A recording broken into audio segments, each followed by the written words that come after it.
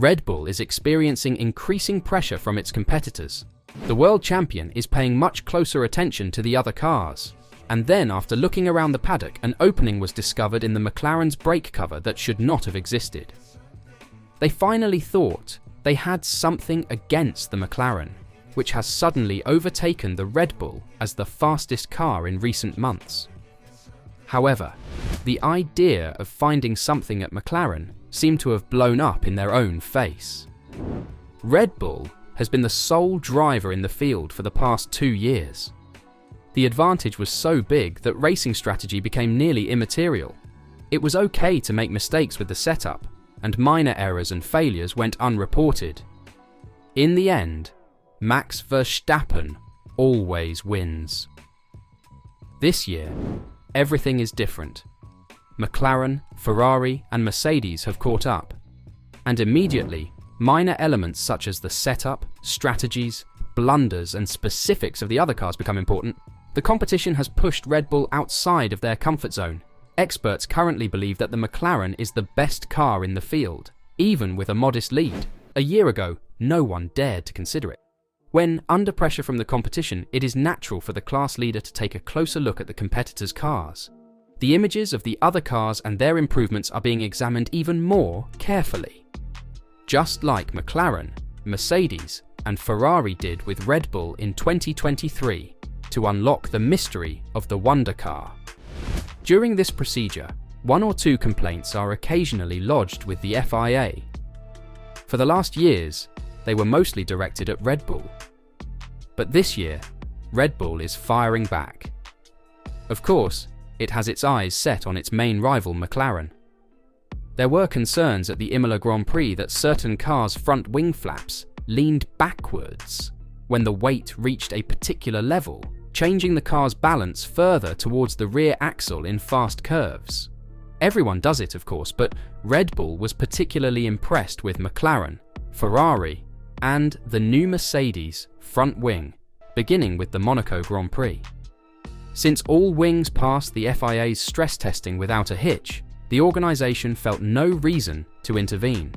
Aston Martin has now followed suit with a comparable wing, with success, as Silverstone demonstrated. The most recent incident is quite precise and demonstrates the depth to which the teams spy on each other. Red Bull recently discovered an extra hole in the McLaren MCL38's front and rear brake linings that should not have been there, at least not always. It is believed that this is a cable access point for a sensor that detects the temperature within the brake ventilation drum. This figure is critical since the temperature of the rims, and hence the tyres, is regulated by cooling inlets and outlets in the brake cover. Red Bull suspected McLaren of creating an extra cooling duct that was not authorised. This was fueled by the challenger's better race pace over Red Bull in Miami, Imola, and Barcelona, in a discipline where the defending champion appeared unstoppable. The older the tyres, the quicker the McLaren. Before, it was always the other way around. The regulations are clear in this regard. The FIA permits teams to implant sensors in their brake drums during free practice sessions on Friday to collect data. From Saturday on, the holes must either disappear or be covered. In addition to McLaren, another team is allegedly doing this. According to Red Bull's findings, the holes seemed to be open throughout several races. After receiving a complaint, the FIA investigated further. The sensor access points were closed for the previous 2 Grand Prix, as required by the rules. McLaren merely taped over them. Since McLaren's edge in tyre wear has not been as evident in previous years, the rival side believes it may have aided in the past. In Formula 1, those in the front do not go unnoticed. Red Bull is likewise extensively scrutinised by the other teams, even if just to discern a cunning ploy. So many continue to marvel how Red Bull managed to gain so much time on the competition in the heated qualifying rounds, from the finish line to the first corner. The additional speed seen during some overtaking manoeuvres has yet to be explained. For example, Max Verstappen left George Russell standing in Barcelona as if he were parked. The assumption is that Red Bull outperforms its competitors in terms of energy management at some phases. Will Red Bull be able to hang on to their lead in the championship? According to their big rival and McLaren CEO Zak Brown, they won't. But for now, the behind-the-scenes turbulence at Red Bull's Formula One team has not yet had a significant influence on the company, but he believes it will in the future. "I think the turmoil will have more of a mid to longer-term impact," he said. Adrian Newey: "This car was done last year. What they are racing now was done when everything was fine. It's more 26 when you've got a new engine coming. What's going on with the driver front? That's where you potentially are going to see the lack of stability that appears to be there maybe come through a little bit. Winning holds things together, and as that becomes more of a challenge for them, that's where you might see some more fractures in various relationships inside that camp. However, with all F1 teams facing numerous unknowns ahead of the 2026 season, when both the chassis and power unit regulations are undergoing significant changes, Brown recognises that 2025 may be McLaren's best opportunity yet to challenge for the championship after working to match Red Bull on pure pace. "I think next year could be an epic season, right? You could have 4 teams fighting for the championship," he said, while also acknowledging the likes of Aston Martin and RB could join the fray. "It would be naive to rule out someone who's not in the top 4 right now, because we do see how quickly things can change. Everyone has very similar technology, so there's no reason why others can't do what we've done the last year." Brown mentioned one thing that is interesting in particular, that is losing Adrian Newey. Even though he was thought to have worked on the 2025 car, it has been reported that his influence in fact was minimal. But all of a sudden last week, Newey was photographed in the Red Bull garage at Silverstone, taking notes on the RB20 in his iconic red notebook. Could he be back on the team? Something appears to have changed since Red Bull's falling down the pecking order. In recent weeks, the RB20 has been racing behind McLaren and Mercedes. The defending champions were the 3rd fastest team at Silverstone, a substantial decrease from the beginning of the year. Perez's results correspond to the regression in Milton Keynes. Following a solid start to 2024, the Mexican has failed to gain points in the previous 5 rounds.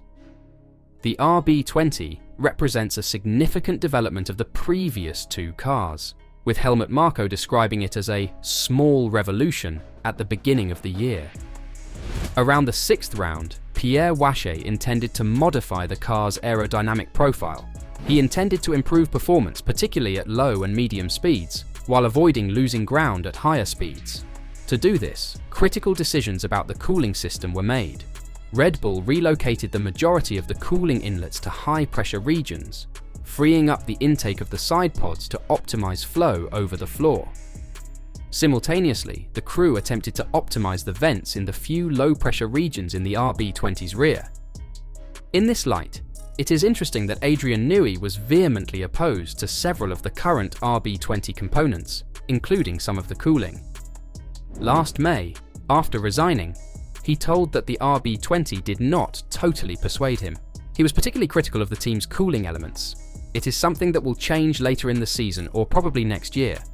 Newey disagreed with the cooling's extreme nature.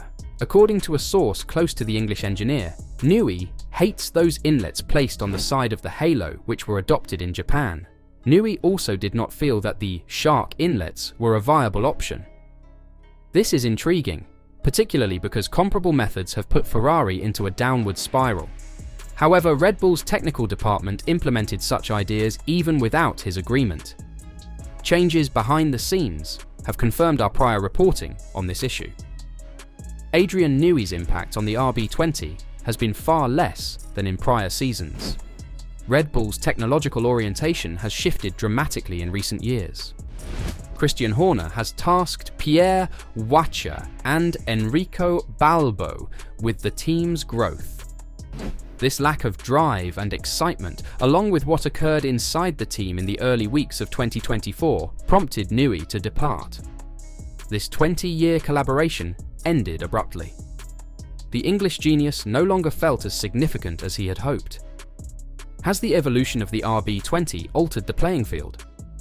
On the Silverstone circuit, he was sketching up potential RB20 enhancements. Newey remains a Red Bull employee until March of next year. Of course, conjecture over his future will continue, and he seems to be alienated from any development up until now. It seems that Zak Brown might be right, and Red Bull is falling apart. The big question is, will they be able to recover from this? What do you think? Let me know your thoughts in the comments down below.